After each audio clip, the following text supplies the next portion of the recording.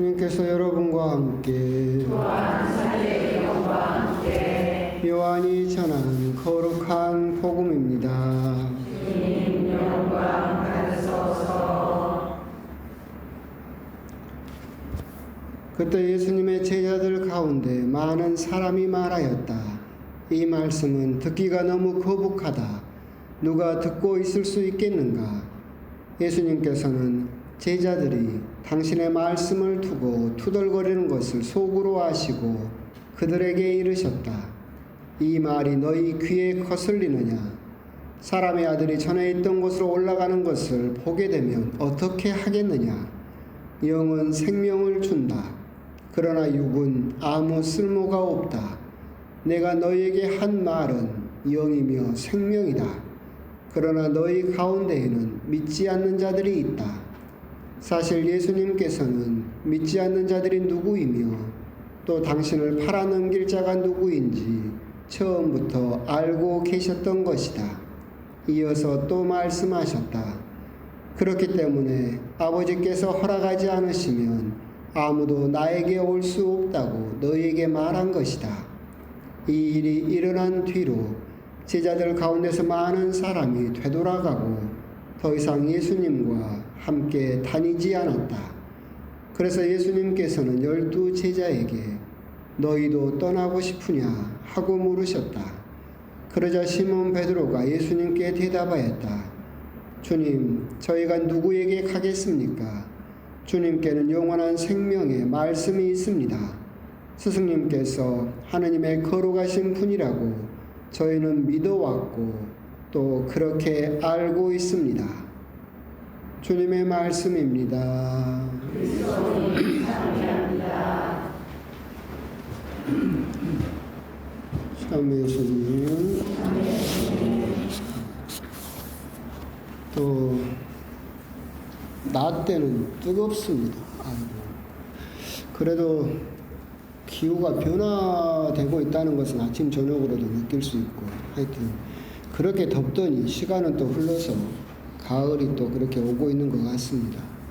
오늘 복음의 내용을 한마디로 한다면 여러분들이 아까 복음 환호성 때 하셨던 말씀처럼 주님이 얼마나 좋으신지 너희는 맛보고 깨달아라. 그 말씀으로 오늘 복음은 사실은 다 해석되고 끝났다라고 볼 수 있습니다. 오늘 복음은 어떻게 보면 긴 그 이야기 중에 마지막 장, 그 결론 부분에 해당됩니다. 여러분들의 기억을 잘 더듬어 보시면 한 달 전에 여러분들 주일에 어떤 복음을 들으셨냐면 요한복음에 오병이어 빵 5개와 물고기 2마리로 5,000명을 먹이신 기적 이야기로 시작을 합니다. 그때 제가 말씀드렸듯이 요한복음은 다른 복음서하고는 다르게 미사라고 하는 성찬례가 최후의 만찬 때 세워진 것이 아니라 그 오병이어의 기적 때 이미 세워졌다라고 보고 있죠. 그래서 그러니까 결국 예수님의 성찬례, 성체에 대한 말씀이 여러분들은 한 달 동안 4주 동안 계속해서 들어왔습니다. 나는 하늘에서 내려온 빵이다. 나는 살아있는 빵이다. 나는 생명의 빵이다. 지난주는 심지어 무슨 말씀까지 하십니까? 내 살을 먹고 내 피를 마시는 사람은 영원히 살 것이다. 빵이었다가 점점 당신의 살과 피로 이렇게 말씀을 하고 계시죠. 그렇게 예수님께서는 당신의 생명을 직접적으로 우리들에게 전해주기 위해서 당신의 영원한 생명을 전해주는 방법이 당신의 살과 피를 직접 먹이는 방법밖에 없었기 때문에 그렇게 말씀을 하셨고 그 말씀을 길게 들은 제자들의 반응은 뭡니까? 떠나갔다입니다. 그게 오늘 이야기의 결론입니다. 그러니까 제자들이 그 말씀을 듣고 많은 사람이 떠나갔고 이제 한 줌밖에 안 남았습니다. 12 제자밖에 남지 않았죠. 하지만 우리는 또 알고 있죠. 그 12 제자 중에서도 유다는 또 떠나갑니다. 결국 이 제자들이 떠나간 이유가 무엇이냐라고 한다면 말씀은 듣기가 너무 거북하다. 우리 귀에 거슬린다라고 하면서 그 예수님의 성체에 대한 말씀을 이해하지 못하고 많은 사람이 떠나갑니다.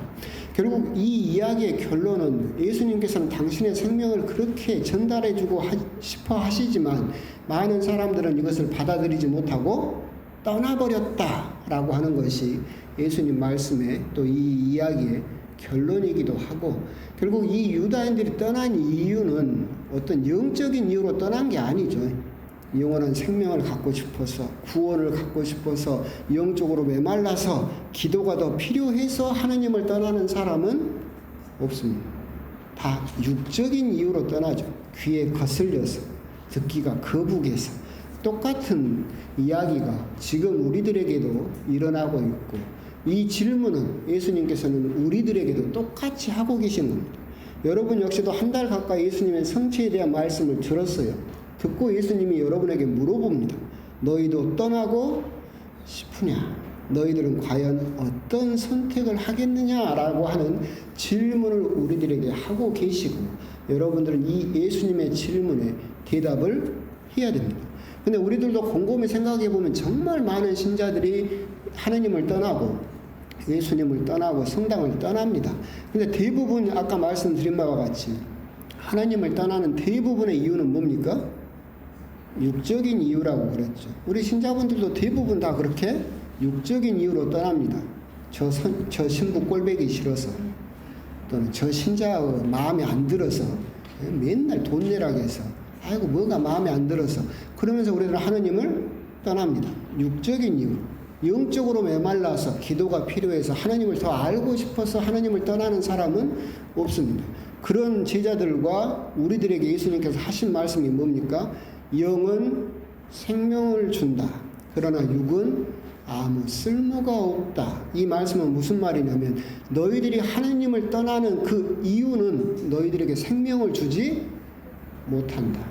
저 신부 꼴보기 싫어서, 저 신자 마음에 안 들어서, 뭐가 마음에 안 들어서, 돈 함부로 써서, 이런 육적인 이유로 하나님을 떠나고 있지만 그런 것들은 너희들에게 생명을 주지 못한다. 결국 생명을 주는 것은 예수님의 말씀이다. 너희들이 정말로 구원을 원하고 생명을 원한다라고 한다면 육적인 이유를 대면서 하나님을 떠나서는 안 된다라는 것을 우리들에게 강조하고 계신 것이 아닐까. 많은 제자들이 떠나는 그 뒷모습을 보면서 너희들이 향해 가는 그 방향, 너희들이 여러 가지 이유를 대면서 떠나고 있는 그 목표는 너희들에게 결국 생명을 주지 못한다. 내 곁에 머물러야만 너희들이 생명을 얻는데 떠나가는 그 뒷모습을 보면서 예수님께서 하신 똑같은 말씀이 우리들에게 주어지고 있고, 똑같은 질문이 우리들에게 또한 주어지고 있다. 예수님께서 하고 계신다. 너희도 떠나고 싶으냐? 이 질문에 우리들은 과연 어떤 대답을 할 수 있을까라고 하는 것을 오늘 복음을 통해서 한번 묵상을 해보셨으면 좋겠습니다. 그러면서 저는 신부로서 여러분들에게 참 그런 부분은 안타깝다라는 생각이 듭니다. 주보에도 있는 것처럼 성당을 떠나는 이유가 바빠서 그런 것도 있지만, 오른편에 또 보시면 사냥개 이야기를 잠깐 적어놨었죠. 그러니까 그런 이야기가 있죠. 사냥개들이 이렇게 그늘에서 쉬고 있었어요. 잠을 자면서 누워서 쉬고 있는데 갑자기 옆에서 토끼 한 마리가 팍 튀어서 달려가기 시작합니다. 근데 그걸 딱 본 사냥개가 일어나서 토끼를 쫓기 시작하죠. 근데 저 옆에 있던 애들은 이게 뭔 일이요? 하더니 앞에 놈이 뛰니까 뭔지도 모르고 덩달아 뛰기 시작합니다. 막 뛰죠. 끝까지 뛰는 사냥개는 어떤 사냥개겠습니까? 토끼를 본 사냥개는 끝까지 뜁니다. 왜? 내가 봤거든, 토끼를. 그래서 저걸 잡고 싶으니까. 근데 덩달아서 앞에 놈이 뛰니까 덩달아서 뭔 일인지도 모르고 그냥 자다깨서 일어나서 뛰는 사냥개는 옆에서 꽁만 날아가도 옆에서 부시럭거리기만 해도 앞에 가시덤불만 있어도 뛰는 것을 포기해버리죠. 신앙생활도 똑같아요. 여러분들이 신앙생활을 하면서 예수님을 체험하고 예수님을 만나고 예수님께서 주실 수 있는 내적인 기쁨을 맛본 사람은 앞에 어떤 가시덤불이 있어도 옆에 어떤 유혹이 있어도 뛰는 것을 멈추지 않죠. 그런데 많은 신자분들이 덩달아 뛰는 신자분들이 너무나 많아요. 남편이 뛰니까 같이 뛰고, 부인이 뛰니까 같이 뛰고, 뭘 원하는 게 있으니까 그냥 뛰어. 그죠? 뭔지도 모르고 일단은 뛰어봐. 뭐가 좋대. 이렇게 뛰다 보니까 갑자기 나에게 무슨 유혹이 닥치거나 가시덤불이 나타나면 뛰는 것을 멈춰버리죠. 제가 신부로서 여러분에게 드리고 싶은 말씀은 기왕이면 신앙생활을 시작했다. 하느님을 믿는다라고 한다면 적어도 내 안에서 샘처럼 터져나오는 내적 기쁨은 한번 맛보고 그때까지는 신앙생활을 하고 그때까지는 한번 달려보고 나서 하느님을 떠나든지 붙어있든지 해라. 도대체 그 내적인 기쁨도 맛도 못 보고 오늘 아까 그래서 복음 환호성 이야기를 했잖아요. 하느님께서 얼마나 좋으신지 너희는 맛보고 깨달아라. 맛도 못 보고 뛰는 것을 멈춰버리고 나서는 아이 성당 다녀봤자 하느님 믿어봤자 라고 하는 신자들이 너무나 많다. 그 점이 너무나 안타깝다. 그런 내적인 기쁨, 내 안에서 그 아무도 뺏어가지 못하는 밖에서 오는 기쁨이 아니라 내 안에서 샘처럼 솟아나는 기쁨을 맛본 신자는 하느님을 떠나겠어요? 안 떠나겠어요? 안 떠나요. 그것은 어떤 것보다 더 우리들을 사로잡기 때문에 떠날 수가 없다. 그리고 또 중요한 것은 그 안에서 내 안에서 폭발하듯이 솟아나오는 이 내적 기쁨은 어디 큰 무슨 행사를 가거나 어디 큰 무슨 신앙 대회를 간다고 해서 생겨나는 것이 아니에요. 이 내적인 기쁨은 여러분들이 무의미하다고 느끼는 하루의 작은 기도들 그리고 가기 싫지만 억지로 끌려오는 이 미사들 이런 것들이 하루하루 차근 쌓이다가 댐이 터지듯이 갑자기 뻥 뚫리면서 나도 모르게 그 기쁨을 느낄 때가 있어요.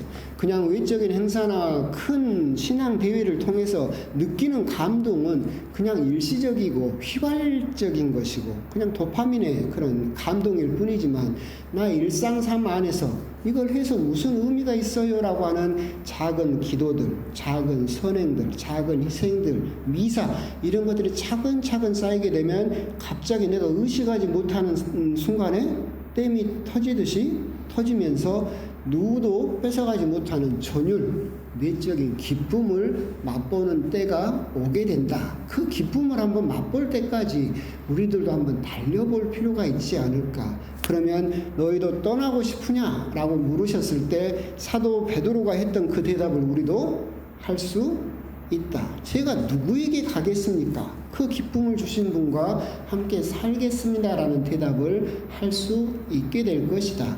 오늘같이 더운 날 여기 나오시는 분들하고는 별로 해당 사항이 없겠죠. 여러분들은 그래도 그런 맛을 본 사람들이죠? 아니에요? 맛볼 때까지 한번 달려보십시오. 사도 바오로가 하셨던 말씀처럼 저는 달릴 것을 다 달렸습니다 라고 할 때까지 하에 보시면 여러분들은 하나님이 얼마나 좋으신지 맛보고 깨달을 수 있게 될 것이다 라고 하는 점, 그런 점을 오늘 복음을 통해서 한번 또 곰곰이 묵상을 해 보셨으면 좋겠습니다.